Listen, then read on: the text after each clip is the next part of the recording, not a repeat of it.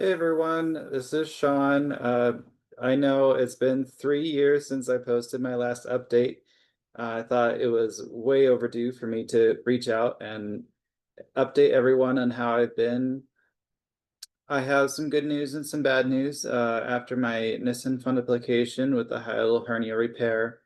So the good news is I haven't had any acid reflux. I haven't had any heartburn. I haven't had any side effects like with acid in my throat, things like that, the burning sensation, nothing like that, which is really great.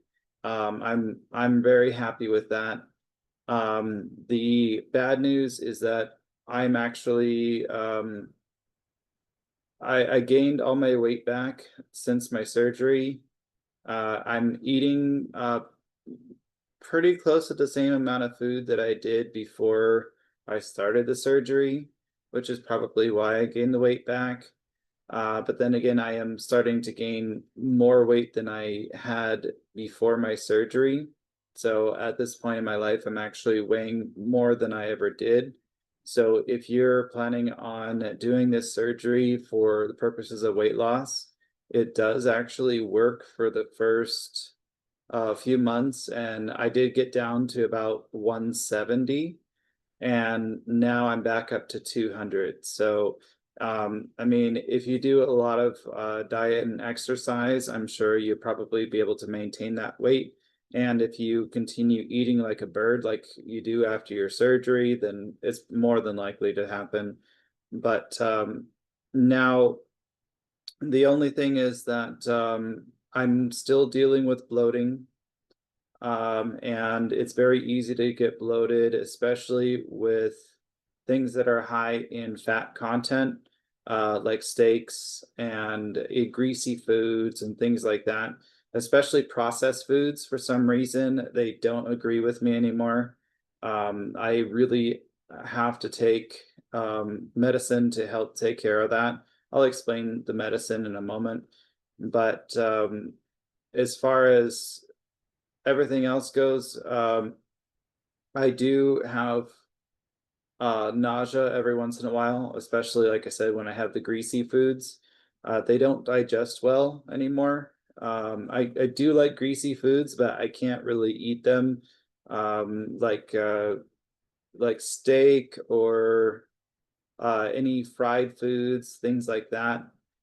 You have to do it in moderation, otherwise it's going to be way too much for your stomach, and I end up dry heaving, and that's not good. And it's not fun because my face kind of breaks out bright red for a while, for a few days after I dry heave. So yeah, and I did get food poisoning before since my surgery, and that's no fun because you're still dry heaving and you feel like you have to throw up, but you can't. I can't burp anymore, which kind of sucks when you have fizzy drinks.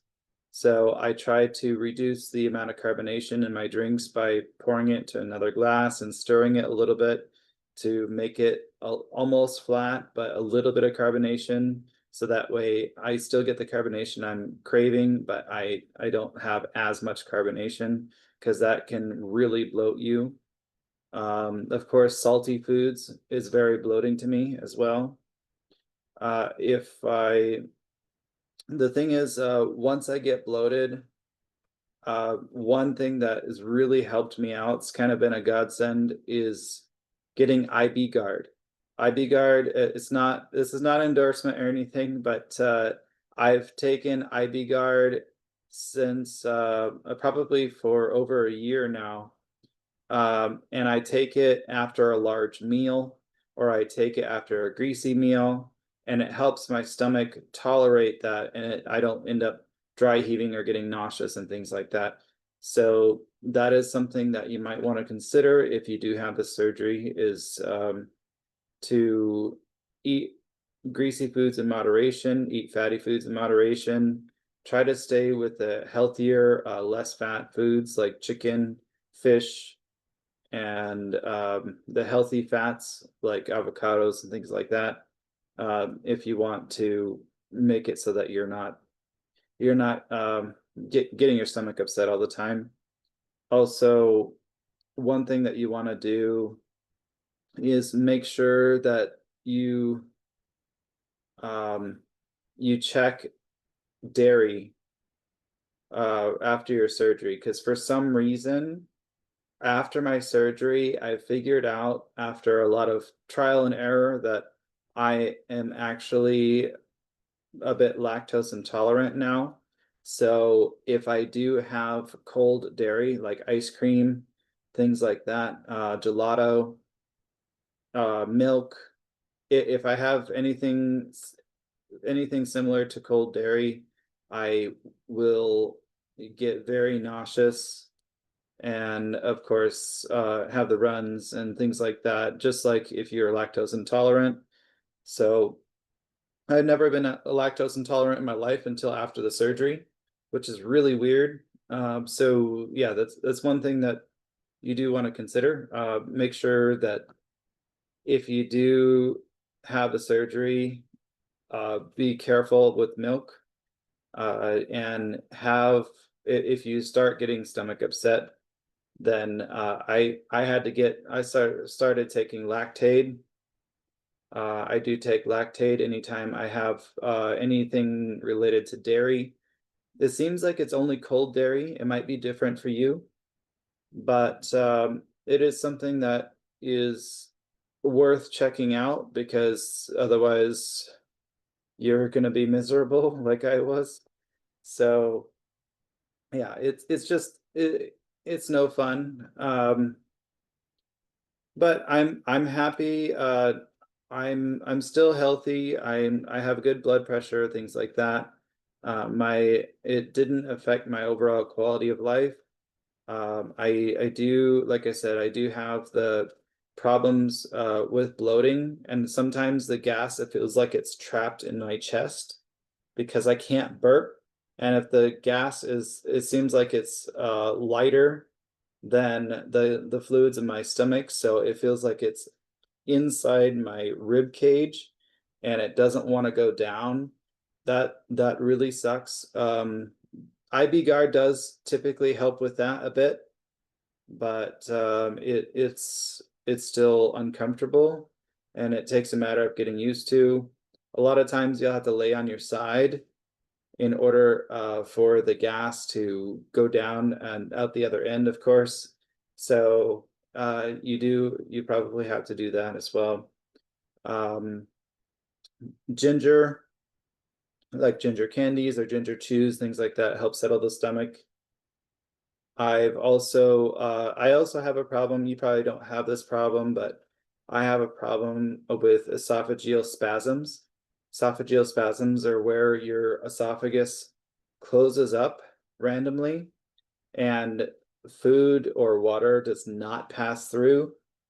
And you end up having to regurgitate everything. You're just spitting it up from your esophagus because you can't actually throw up, but it kind of feels like you're throwing up.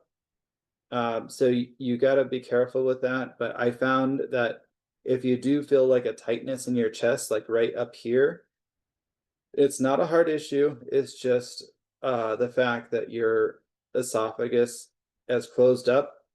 And if you try to drink water or eat something, it's going to get stuck. So make sure that you have a peppermint. Have peppermints handy. For some reason, peppermints are really good about this. Just if you have that esophageal spasm like I do, chew a peppermint, chew it up, and let it dissolve in your esophagus. Let it let your esophagus simmer down and wait about 10 minutes or so, and then you should be able to eat or drink something just fine.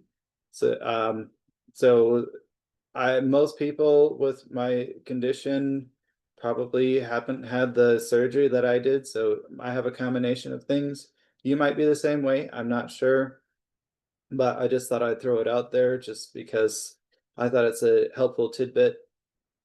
And let's see, I do have to take anti-nausea medicine once in a while, like ondansetron. The ondansetron will help if I'm feeling nauseous after I either ate a lot or ate the greasy foods. But sometimes ondansetron doesn't cut it, and I still end up dry heaving, feeling nauseous.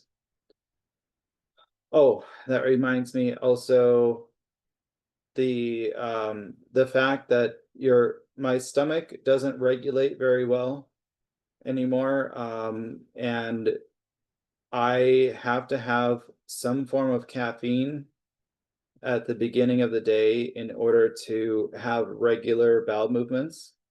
So you do want to consider that. You may have a similar situation as me. If you do get backed up for a few days, then you're a lot more susceptible to getting nauseous and dry heaving because your stomach is so full. And also, you can't really tell when your stomach is full anymore. I don't really have a full indicator. Sometimes I just feel bloated. I don't really feel full. So I learned that, oh, maybe I should cut that meal in half, and that should be good for me. And I don't know if I'm actually full or not. Sometimes I'm so bloated I just can't eat anymore, and that indicates to me that I'm full, but then I'm over full. So it's kind of a catch-22 with that. But you just want to uh, make sure to eat in moderation. Don't overeat, and make sure that you keep regular bowel movements going. If you have too much caffeine, it can also make you nauseous. It can also make you dry heave, so just be careful with that. I typically have like a green tea with like Starbucks. I get the strawberry acai refresher with a half green tea, so that way it's not a lot of caffeine, but it is enough to make me have a regular bowel movement, and it's helped me regulate my system, and I've been okay. But to each their own. So you might be different. I'm not sure, but just keep that keep track of that, and just be careful. Just ease into it if you do have that surgery. The surgery is I would say, if I were to be asked if I was going to do it again, I would say yes, I would do it again. But knowing what I know now would have been helpful to like the dairy part and things like that, because I've had some sleepless nights and some miserable days and a lot of dry heaving, a lot of bloating, a lot of nausea, a lot of everything. And if I would have known what I know now, I could have prevented a lot of that from happening. But then again, too, you might still have that even if you eat in moderation, you don't have greasy stuff, because your stomach is essentially stretching itself back out after the Nissen Fundoplication. So it's a lot of torque on your stomach, and it can cause your nausea as well. But I think I'm pretty much healed. All my scars are pretty much gone at this point. I don't really see them anymore. So if you're wondering how long it takes for the scars to heal, it took about 2 years or so. There's still some lightly visible, but for the most part, they're actually gone. So, but if you have any questions, feel free to reach out in a comment on this video, and I'll try to get to it. And I hope you guys have a better experience than I did. And yeah, that's pretty much it. That's all I wanted to do. Give a little bit of an update, so that you guys know what to expect down the road. I'm sorry it's been so long since I updated, but yeah. Anyway, you guys have a great day and a great life, and maybe I'll talk with you soon.